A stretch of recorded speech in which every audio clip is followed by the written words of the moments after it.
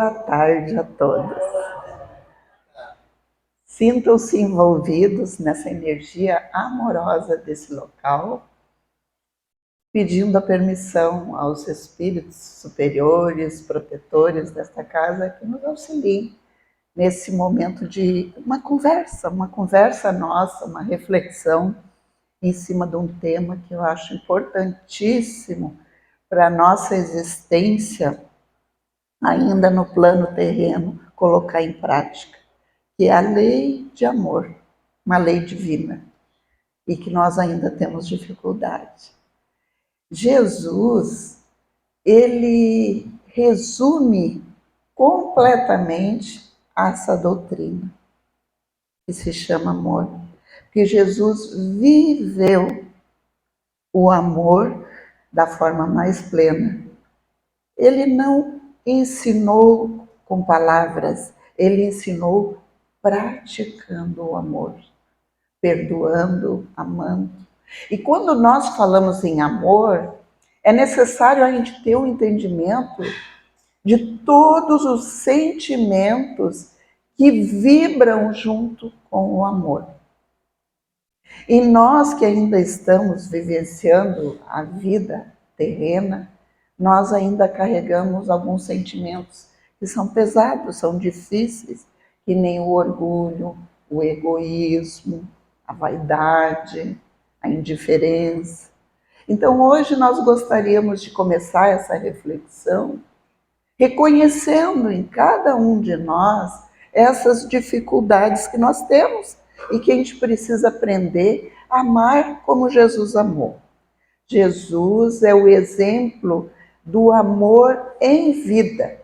Ele viveu o amor em plenitude.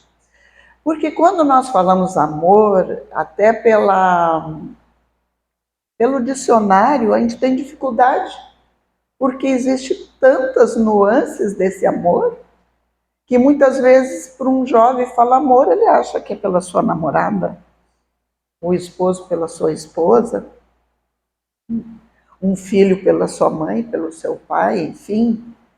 Mas amor é muito mais que isso.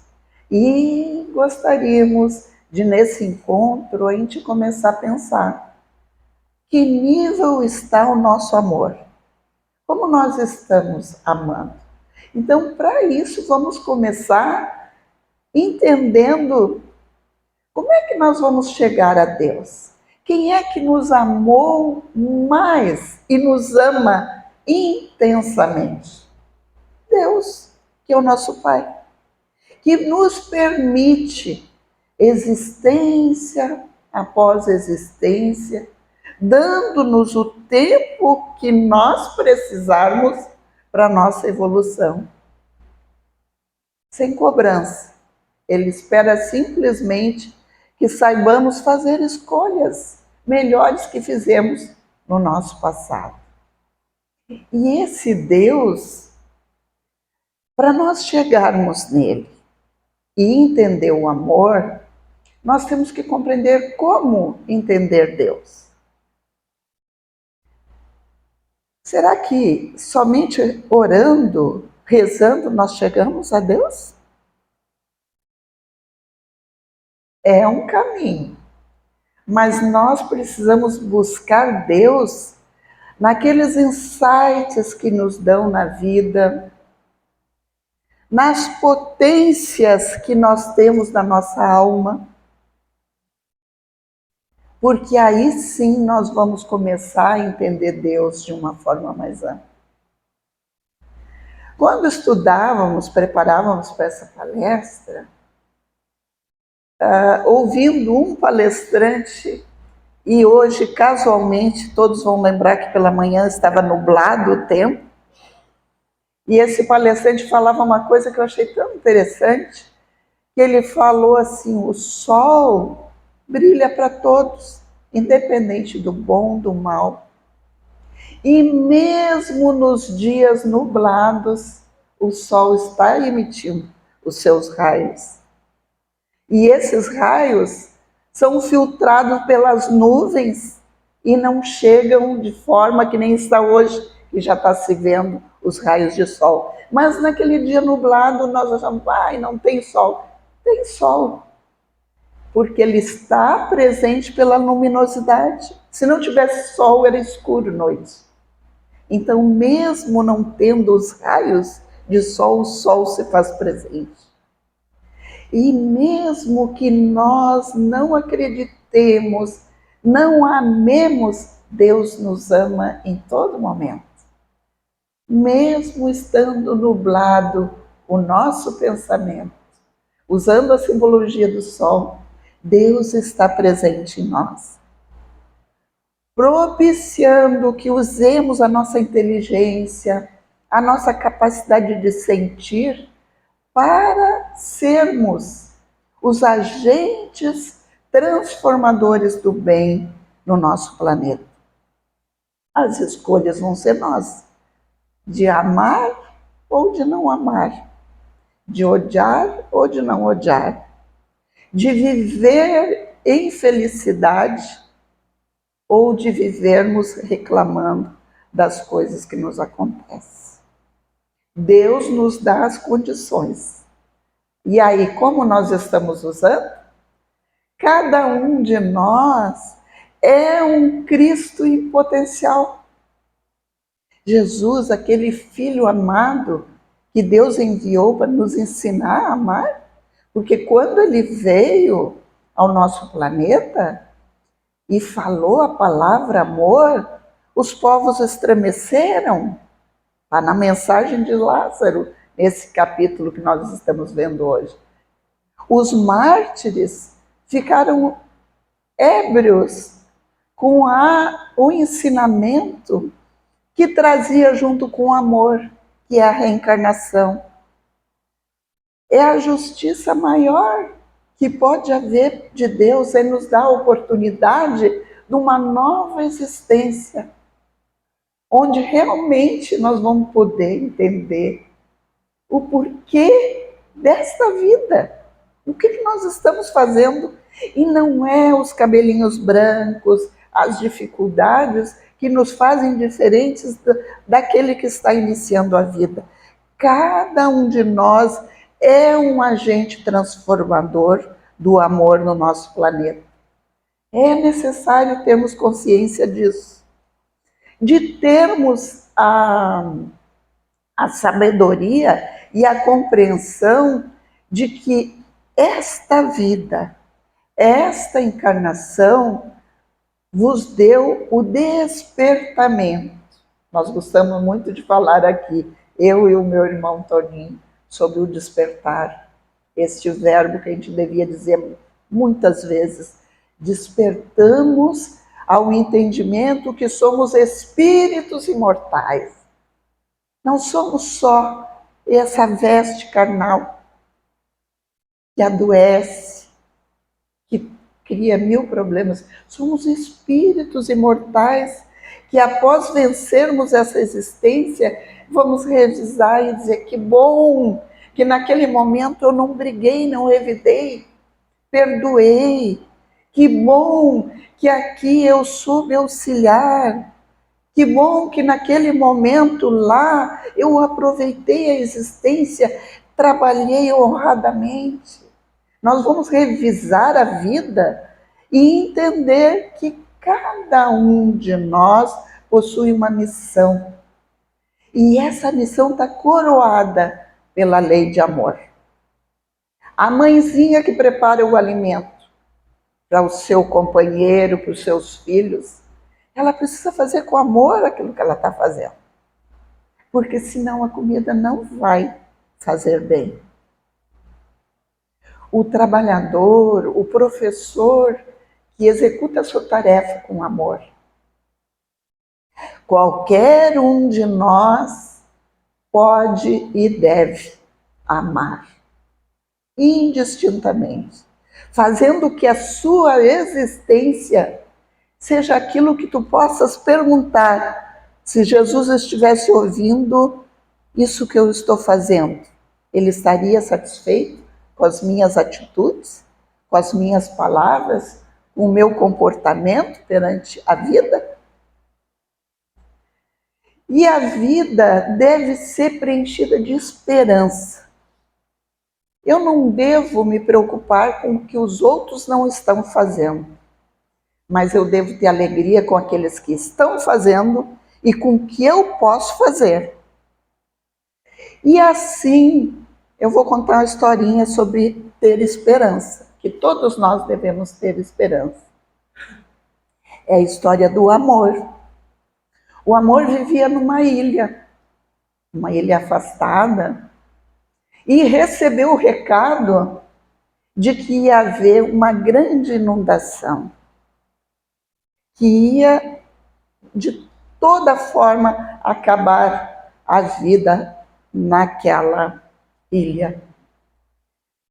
Como todo o amor, se preocupou com todo mundo, saiu correndo a avisar todos, porque nesta ilha vivia o egoísmo, vivia a vaidade, vivia o orgulho, vivia todos os sentimentos viviam. E ele, preocupado, correu e foi, correu, avisou e tal.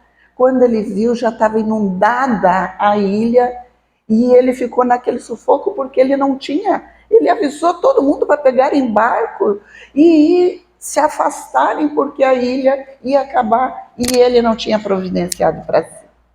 Tão preocupado em amar a todos. Nisso, já com a água, a uma certa altura do corpo, ele enxerga vindo um barco. Era o barco, o primeiro barco que se aproximava. Era o barco do egoísmo. Olha só, o que acontece com o egoísmo? Com o egoísmo? Gosta de andar sozinho. E ele estava sozinho naquele barco. E aí o amor se encheu de esperança e gritou para ele: egoísmo, egoísmo, me leva contigo. O egoísmo, solitário, na boa, no seu barco bem instalado, olhou para ele e disse assim: por que levar alguém comigo? Se me é muito mais vantajoso eu ir só. Eu tenho que me preocupar é comigo mesmo. Olha para o amor e diz assim: ah, amor, eu até que gosto de ti, amor, mas eu prefiro ir sozinho. E vai adiante. Porque ele achava que o importante era ele não queria ninguém com ele. Mas o barco do egoísmo não sabia que se ele levasse o amor com ele, ele não ia ser narcisista, ele não ia mais ser egoísta, ele ia desenvolver o autocuidado, mas ele ia ter mais empatia.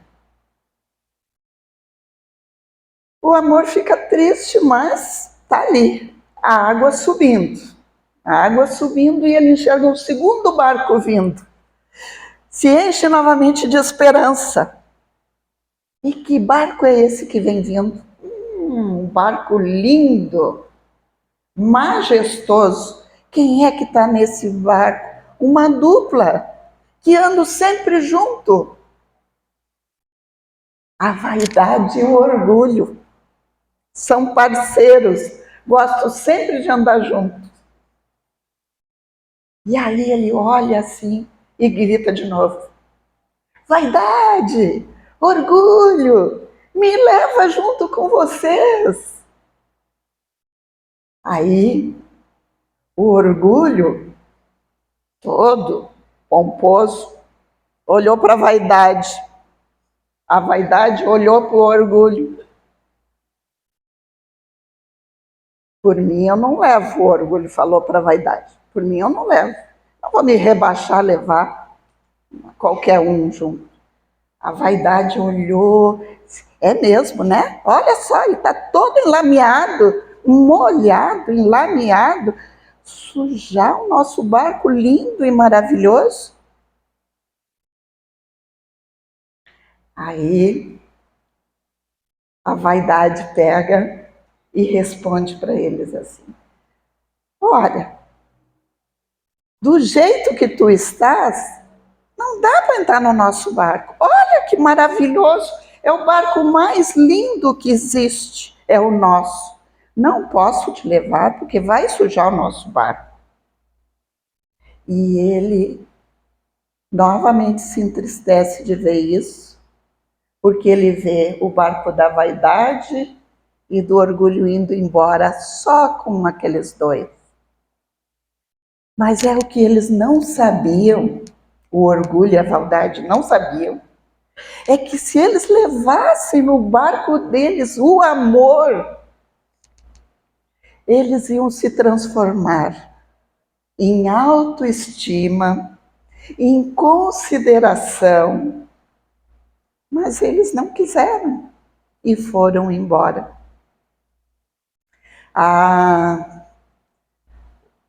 O amor estava triste, estava sem esperança mais, e a água subindo, já estava na altura do pescoço, e ele não sabia mais o que ia fazer naquela ilha, afundando. Vem o terceiro barco, e ele olha aquele barco e está carregado. É o barco da riqueza. Ouro, prata, objetos valiosos, só coisas valiosas. E novamente ele vai e grita: riqueza, riqueza, me leva contigo. A riqueza diz para ele: não tenho como levar. Meu barco está lotado, não tem espaço para ti. E já seguiu adiante. Que momento difícil para o amor. Porque se a riqueza tivesse levado o amor no seu barco, ia se transformar em prosperidade, não só para ela, mas para todos aos quais a riqueza convivesse. E ela seguiu sem o amor. Aí veio outro barco. Esse barco vem meio assim, né? Ele olha, mas não, mas peraí, só tem um lá, vou pedir. É o barco da tristeza. Tristeza, tristeza, me leva contigo. A tristeza, cabeça baixa, olhando, vira para o amor e diz assim: ai, amor, eu tô tão triste, mas eu tô tão triste que eu não quero ninguém perto de mim. Eu vou sozinha. Que momento difícil para o amor. Mas a tristeza não sabia que se ela tivesse com o amor, ela não estaria mais sozinha. E ela só era triste porque estava sozinha. E segue, e vai adiante. E o amor ali se afogando. Não dava mais. Ele estava perdendo a esperança totalmente. Quando ele enxerga um barquinho pequenininho, vindo na sua direção. Quem estava nesse barquinho era um senhor já de idade, os cabelinhos brancos, mas ele tinha um certo vigor. A aparência dele não era de quem estava ao quebrado, caído, ele tinha um certo vigor. E ele não conseguia mais falar, porque a água já estava vindo na sua boca, né? E ele pega e pede socorro, sem saber quem era. Ele só levanta a mão porque a água já estava dando dificuldade para ele falar. E ele sente que uma mão agarra ele e puxa para dentro desse barco. E ele consegue respirar, deita-se naquele barco e adormece profundamente, porque ele estava cansado demais. Ele tinha passado o tempo todo ajudando a todos a fugirem dessa inundação e tinha esquecido dele mesmo. Quando ele acorda, em terra firme, e olha para um lado, olha para o outro, e não enxerga mais aquele que havia o socorrido. Ele queria agradecer. Quem era aquele Senhor que o ajudou quando tantos outros negaram ajuda para ele? E ele olha e enxerga uma montanha. A montanha que todos nós temos que subir. E ele se encoraja e começa a subir a montanha. Porque ele sabe que lá em cima da montanha está a sabedoria. E ele vai subindo. Com dificuldade, mas vai. Assim como ele vai subindo, ele vai começando a observar a sua volta, ver as belezas, tudo que havia naquele local. E ele vai caminhando, caminhando, até que chega no local alto. Quem é que ele encontra? A sabedoria, a dona sabedoria. E quando ele encontra, ele fala para ela da sua preocupação. Ele foi salvo por alguém que ele não pôde agradecer. E a sabedoria disse assim: tu não sabes, amor, quem é aquele velhinho que te salvou? Aí o amor ficou meio assim, né? Como que ele não sabia, né? A sabedoria. Eu não sei. Ele reconheceu que não sabia. Eu estava tão cansado que não deu tempo de eu perguntar. Eu adormeci no barco, acordando em terra firme. E não tive tempo de perguntar como era o seu nome e agradecer. A sabedoria falando para ele assim: ah, amor, tu não reconheceste quem era aquele velhinho que te ajudou? É o tempo. O tempo, disse o amor para a sabedoria. Sim, o tempo. Mas por que só o tempo me salvou? Aí a sabedoria respondeu, que serve para todos nós. Porque só o tempo é capaz de ajudar e salvar um grande amor. Jesus é esse grande amor. Esse amor que nos ensinou um caminho, que nos ensinou a subir essa montanha da sabedoria. Jesus que pregou o amor em todos os momentos, que nem no final da leitura da nossa irmã, perdoando. Foi crucificado e mesmo na cruz, ele lembrou de pedir a Deus que perdoasse as nossas faltas. Vamos colocar em nossos corações, em nossas vidas, em nossas ações, o amor. Não esse amor apego, esse amor que a gente vê expressado muito na vida terrena, mas o amor que nos liberta, o amor que nos dá vida, vida em abundância. E que esse Jesus que vem ensinar o amor, viva nas nossas ações. Porque Jesus disse que seríamos reconhecidos por muito nos amar. Então, esse ensinamento que está no capítulo 11 do Evangelho segundo o Espiritismo é um convite ao amor. Amemos, amemos. Como dizia Madre Teresa, até doer. Amemos.